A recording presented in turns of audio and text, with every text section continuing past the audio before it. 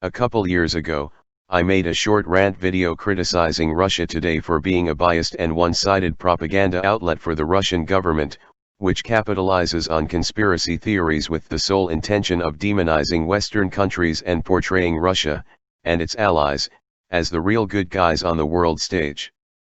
And in one part of the video I criticized Russia Today's audience for being littered with conspiracy theorists and fringe anti-Western extremists who only love the channel so much just because it confirms their biases and conspiratorial views on world politics.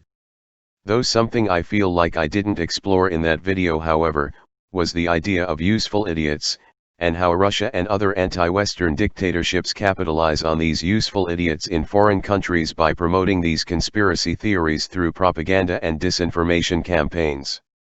One thing that I have noticed in recent years online, especially since 2014 when Russia attacked Ukraine, is that there has been this growing trend among certain anti-war/anti-imperialist types who hate the US government and its foreign policy so much that they end up going down this rabbit hole of believing anti-Western conspiracy theories, and engaging in outright apologetics/support for tyrannical regimes just because those regimes oppose US hegemony. Now, before I go any further into this rant, I just want to make one thing clear: I am not a neocon or a war hawk. I have my own criticisms of US foreign policy, and I believe that there are legit reasons to oppose US foreign policy. I do acknowledge that US interventions like the Iraq War and the Vietnam War were clusterfucks that never should have happened and do not defend them. I do acknowledge some of the messed up things that the US has done in foreign countries, like sponsoring military coups that resulted in pro-Western dictators rising to power. I do tend to lean more towards being anti-war, and I'm against the idea of the US invading Iran, Syria, and Venezuela. I personally don't really like the idea of superpowers policing the world and would like to see a world with more multilateralism that results in liberal democracies rising peacefully. If you are someone who feels the same way about US foreign policy, then that is perfectly fine, and I am not saying that you have to start bootlicking Western governments or supporting the idea of America invading other countries. This video isn't really about people who criticize Western governments and their history of imperialism. This video is more about people who will not only actively criticize the West but also go actively out of their way to support and or defend anti-Western totalitarian regimes like Russia and China. When it comes to the whole debate surrounding US world policing, there are a lot of conspiracy theories surrounding US foreign policy that paint America's reasons for meddling in foreign affairs look way more sinister, such as the idea that these wars in the Middle East are all part of a Zionist plan for the Greater Israel Project, or the idea that Rothschild centralized banks are behind these Western-involved conflicts for a one-world government. And as mentioned earlier, there seems to be this growing problem among certain anti-war and anti-imperialist types in recent years who take their hatred of Western governments and US world policing to such extreme lengths that they end up developing this simplistic and conspiratorial worldview that divides the world into black and white, and believing that any regime who opposes the US must instantly be the real good guys on the world stage. I even once mentioned in my video about World War III that there's this theory that anti-American adversaries like Russia, China, and their allies are all free from the New World Order, and that the reason the West opposes them is because they are the only thing preventing the one world government from being installed. Many conspiracy theorists online often view Russia and China as these heroic anti-New World Order/anti-imperialist regimes just because they're not aligned with the US, and will often go out their ways to bootlick these regimes by denying any and all human rights violations being committed by them, or peddling conspiracy theories that help fit the narratives of these regimes and believing everything propagandists of these regimes tell them without a shred of skepticism.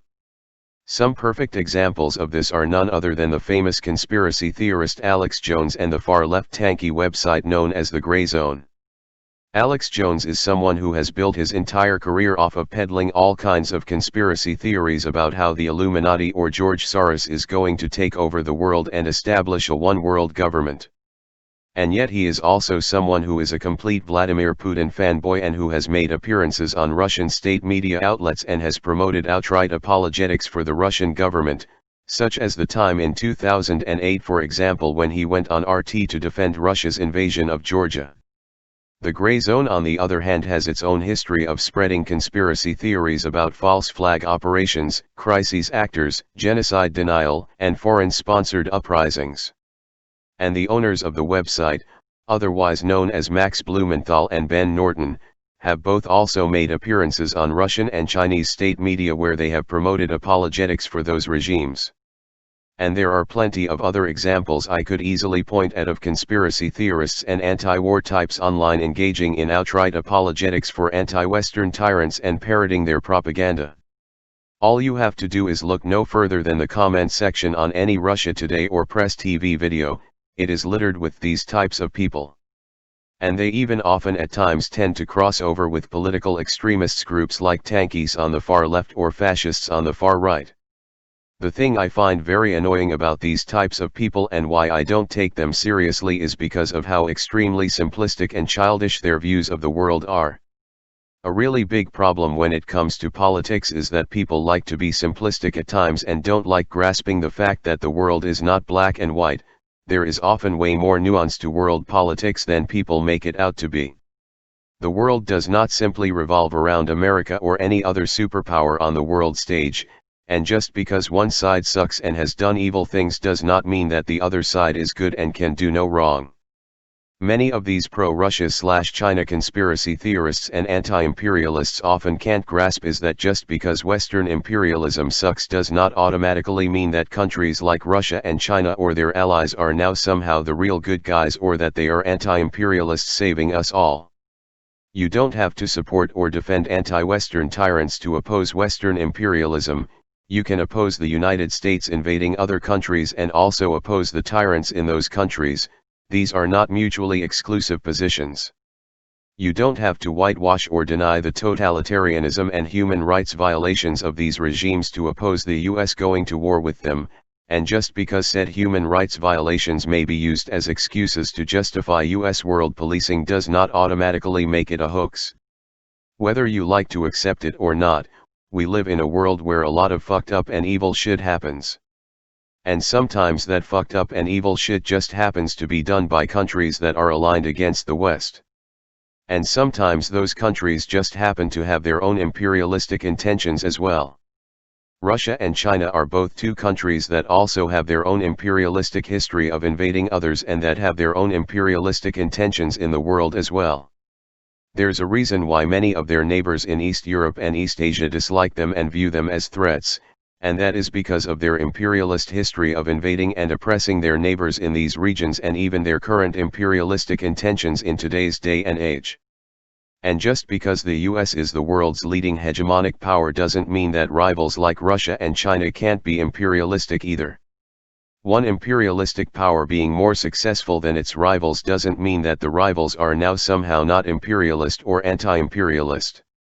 That would be like arguing that the German Empire, along with the Ottoman and Austria-Hungarian empires during World War I, were anti-imperialist just because the British and French were the ones colonizing most of the world at the time.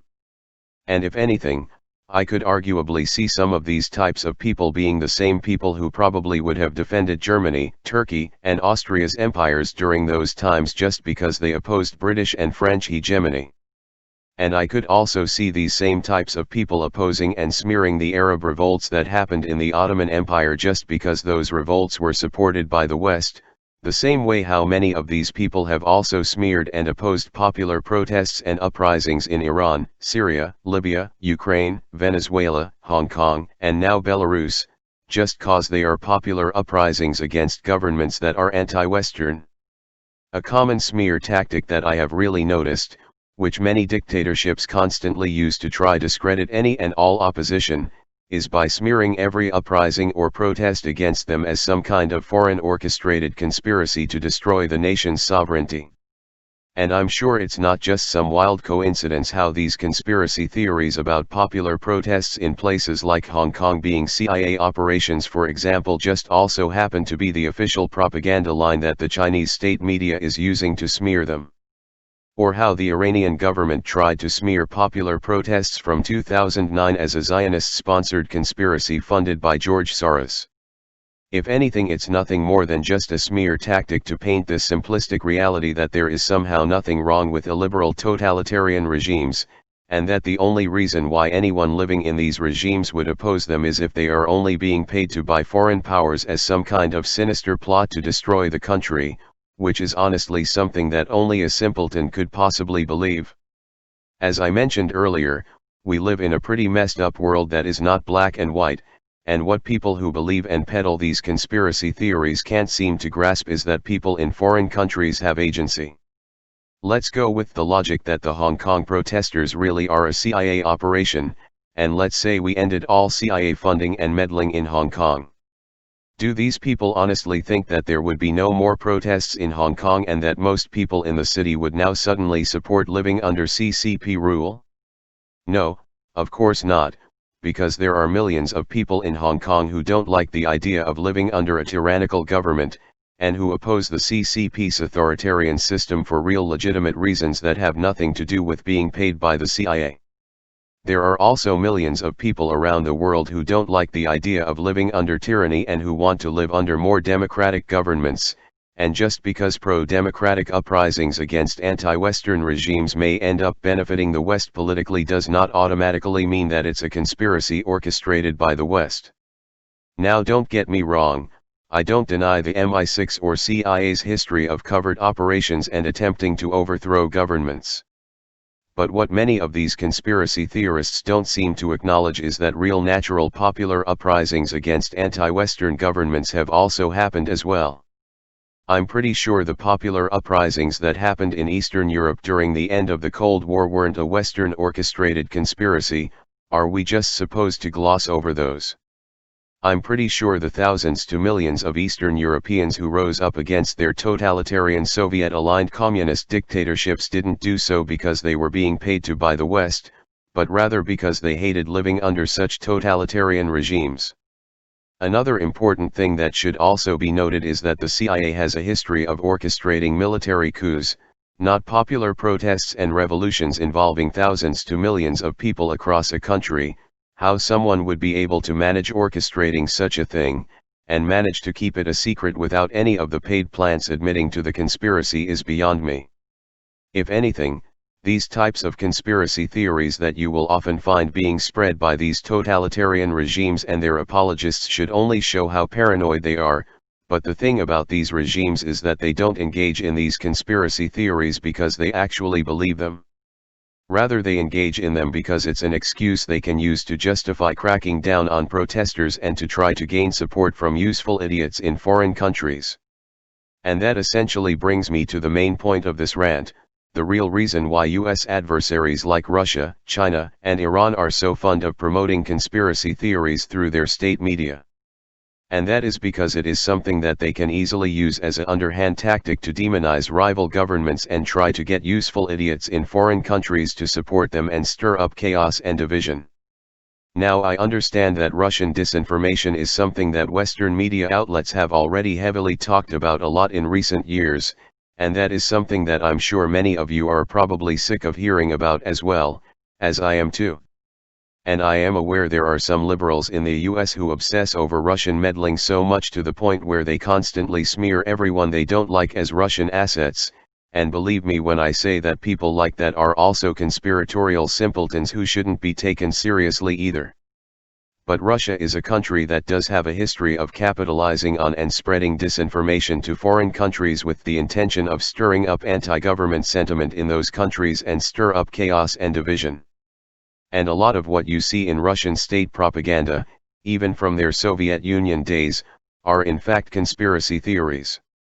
Russia today has spent a lot of its years pushing conspiracy theories about 9/11, the NASA moon landings, George Soros, Bill Gates, Obama birther trutherism, the Bilderbergs, Jewish bankers, GMOs, 5G, man-made viruses, and conflicts in places like Syria and Ukraine. Some people may try to argue that it's simply to give a different point of view to what we constantly hear from the mainstream media in the West, but in order to believe that, you would have to be naive enough to believe that the Russian government are good faith actors who actually care about fair, unbiased and objective news, when they clearly do not. Russia recently had popular anti-government protests in its far eastern region over the arrest of popular governor Sergei Fergal, but I don't recall seeing Russia Today, or any other Russian state media outlet, covering those protests and explaining them to foreign audiences like the way they quickly do with protests in Western countries. You are also never going to see Russia Today criticizing Vladimir Putin or any of Russia's foreign policy actions or any of Russia's allies like the way they constantly do with the West. Say what you will about Western media outlets, at least they have the freedom to criticize their own governments and foreign policies and are even willing to do so at times. As even briefly mentioned earlier, Russia Today was a promoter of the 5G conspiracy theories in 2019, despite the fact that Russia itself is installing their own 5G towers. If that doesn't show you how full of shit they can be, I don't know what will.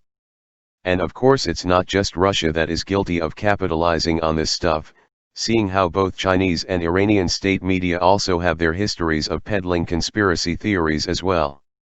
And this pandemic sure seems to have united all three countries in spreading conspiracy theories. Ever since this coronavirus pandemic broke out, both Chinese and Iranian officials online have spread the theory that the virus was a bioweapon made by the US to make China look bad. Now of course the US government under Trump has tried peddling a similar theory, blaming China for creating the virus, but even that is nothing compared to all the disinformation that these three countries have spread about the virus, as well with the obvious clear motivation of stirring up anti-American sentiment. Again, I'm not saying that the US is above criticism or that anyone who criticizes the US government is a conspiracy theorist or a useful idiot. I am aware that there are anti-war and anti-imperialist types out there who don't believe this conspiratorial crap and who aren't apologists for these types of regimes. But there is a problem with certain types of anti-war people who have this simplistic worldview that everything about Western governments is bad and that anything anti-Western must be good, and who end up falling down this conspiratorial rabbit hole that leads to them shilling for tyrants. It's also especially ironic considering how much conspiracy theorists will constantly fear-monger about global tyranny and rant about how you can't trust what the government tell you, while bootlicking actual tyrannical regimes that would have them arrested or killed if they were living in them, and demonizing them the same way they demonize Western governments, and believing whatever those tyrannical governments and their state media outlets tell them without a shred of irony.